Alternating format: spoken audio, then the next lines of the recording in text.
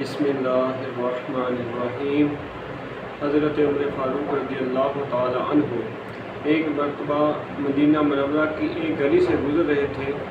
آپ نے ایک جوان کو دیکھا جو کپڑوں کے نیچے شراب کی بوتل چھپائے چلا جا رہا تھا۔ آپ نے پوچھا، اے جوان، اس بوتل میں کیا لیے جا رہے ہو؟ جوان بہت شرمندہ ہوا کہ میں کیسے کہوں کہ اس بوتل میں شراب ہے۔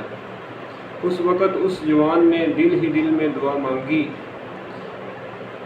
اے اللہ، مجھے حضرت عمر فاروق رضی اللہ تعالی عنہ کے روبرو شرمندگی سے اور رسوائی سے بچا، میرے عیب کو ڈھانپ دے، میں پھر کبھی شراب نہیں پیوں گا۔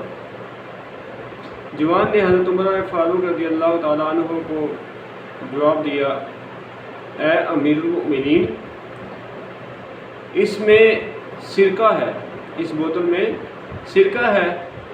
آپ نے فرمایا، مجھے دکھاؤ تو صحیح۔ چنانچہ آپ نے دیکھا تو وہ سرکہ تھا۔ غور کرنے والی بات ہے، اے انسان ذرا غور کر، ایک بندے کے ڈر سے، خلوص دل سے جب توبہ کرتا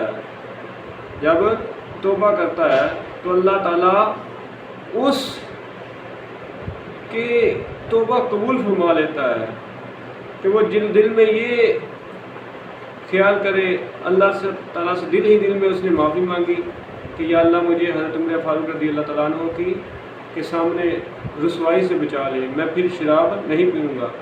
تو اگر بندہ اللہ کی بارگاہ میں اپنے گناہوں کی توبہ کرے، اللہ کے سامنے سجدہ ریز ہو، اس سے گناہوں کی بخشش مانگے، تو یقیناً وہ ذات جو ہے وہ بخشنے والی ذات ہے۔